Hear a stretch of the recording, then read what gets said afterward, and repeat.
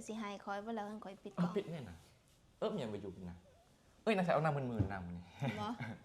เออ มือไอ้นายนี่ข้าวเนาะ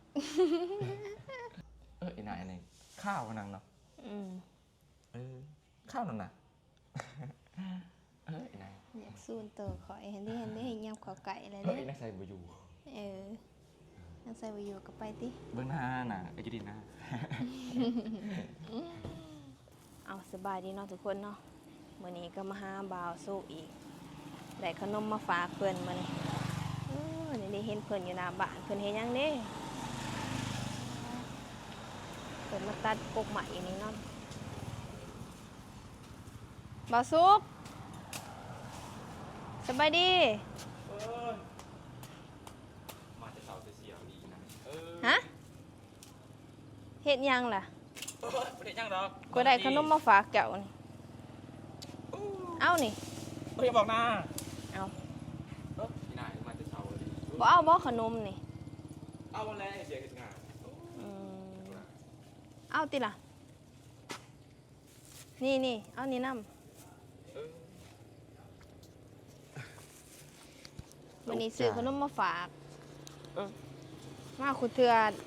เพิ่นว่าบ่ค่อยมีหยังมาฝากเพิ่น ก็ไม่ได้มีดอกมาถ่าย แซ่บ ถ่าย ได้ กับ ขน มือ มนี่ อ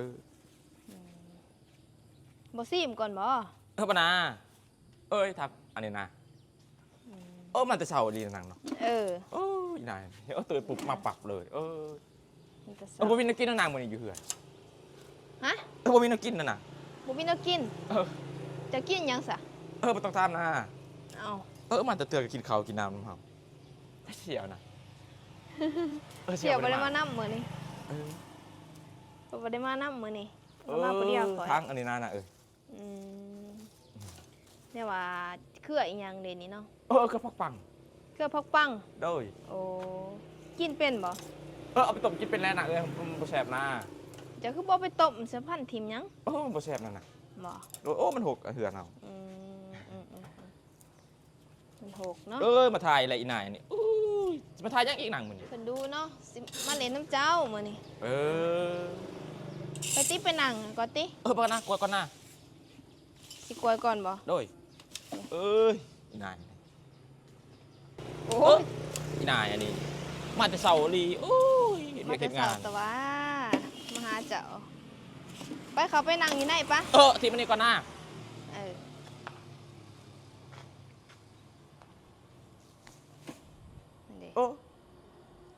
ไปนั่งอยู่ไหนนี่มันแดด ก็ได้แล้วยำเสายำเสียวนี่ ไปแต่ก็น้องมาฝากเพิ่นมานี่เพิ่นดีใจและถือบ่วางเลย เอาให้นานแล้วเข้าในไปนั่งเนาะ ไปสุกกับสิฝากเขาไปไหนเขาในเฮือนผมบ่ เข้าด้วยกันแล้ว ไป ขนมยังอันนั้น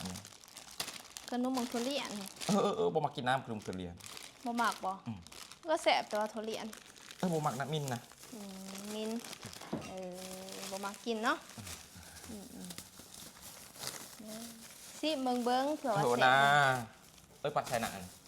ป้าใส่ก็ได้ ยังบ่ได้ ซื้อมาให้เจ้ากินเลยเดี๋ยวสิป้าให้เมียจะบ่ ไปนักใส่กับน้ำแพรเลยมันออกหน้าไปเบิ่งงู เพิ่นออกหน้ามานี่ โดย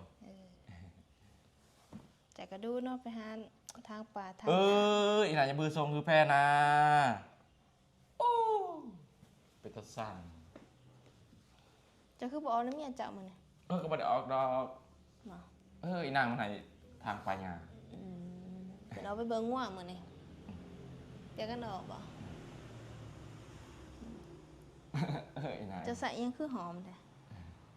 แค่สบู่แล้วอาบน้ำแบบไหนกับสบู่สแบงแล้ว ใส่แต่สบู่ก็ยังหอมเนาะ อย่าไปนะ นาง นี่มันทางไกลนางดีอีหลีอีหนานี่โอ้ยจักลา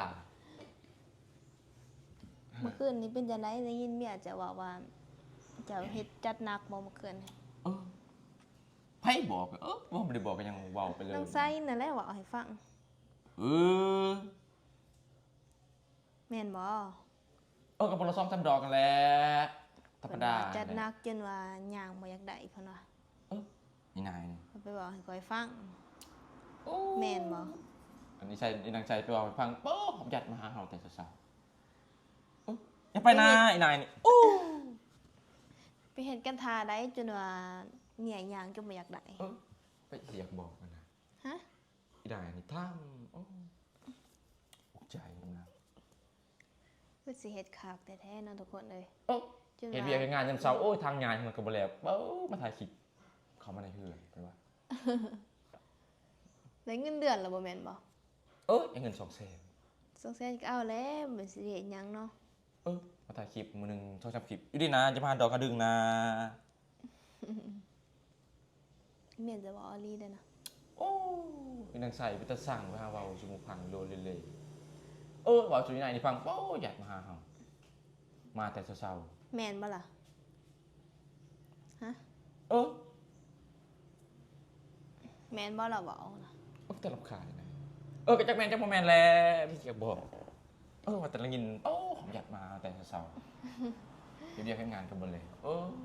จะไปคนนั่นน่ะ เพิ่นเอามาคืนนี่โอ้ผัวจัดหนักให้พุ่นน่ะยางจนบ่อยากได้พุ่น อีนะ ข่อยอยากพอนั่นน่ะเด้อเนาะจักอาจารย์ให้แน่พ่อแม่จักบ่อยู่น่ะ จะดีนาอีนายนี่จะมาออยนา ได้บ่แล อีนายนี่บอกเป็นกิจเดย์จะเป็นคนนั่นได้ มีคนที่ฮักเจ้าเด้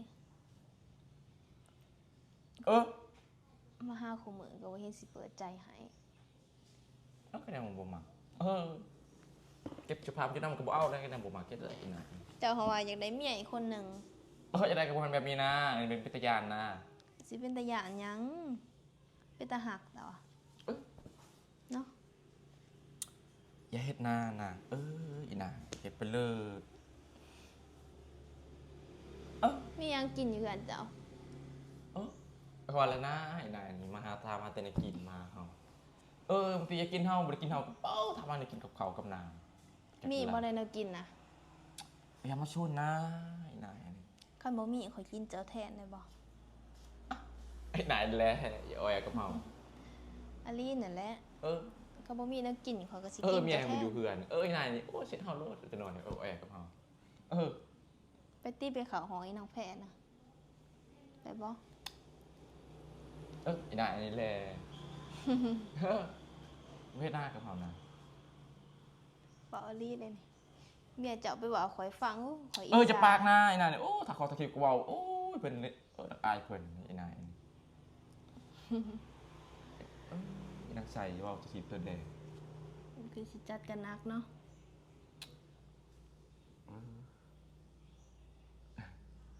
ไอ้นายนี่ข้าวนังเนาะข้าวนั่นน่ะไอ้นาย อยากสู้ตัวข่อยเห็นได้ยำข้าวไก่อะไรเด้ ไอ้นายใส่บ่อยู่ นั่งใส่บ่อยู่ก็ไปติ เบิ่งหน้าน่ะไอ้กินหน้า ถ้าเป็นเหรนตัว ยังใส่มา บ่มาดอก เฮ็ดแป๊บ หอม นึง นังเนาะหอม เลยอีนานนี่ปิดกล้องนั่นนะ ฮะ ปิดหน้ากล้อง ปิดกล่องบ่จะเสียหยังก็ข่อยเอาข่อยปิดกล่อง ไม่ได้ยังดอก จะเสียหยัง ปิดกล้องนั่นนะปิดหน้าเพราะได้นั่นหนังตาย ฝากไปใส่จะสิให้ข่อยบ่แล้วให้ข่อยปิดกล่อง ปิดเนี่ยนะมันยังไปอยู่นะนายใส่เอาน้ำมือน้ำนี่ บ่มือไอ้นายนี่ข้าวเนาะ วันนี้ก็สิยานจะได้บัดนี้ ไอ้นายเนี่ยอ้อยของมือสิจ้านให้ข่อยบ่ล่ะ ปิดนั่นน่ะ บ่ ปิดกล้องนั่นน่ะ ให้ข่อยปิดแล้วจ้านให้ข่อยเด้อ ปิดแม่น่ะไอ้นักใส่ไปอยู่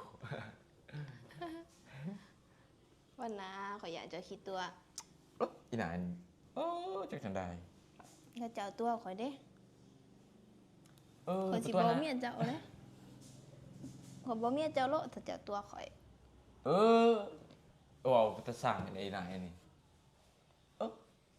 อันนี้น่ะกล่องนะ บ่อลีนั่นแหละ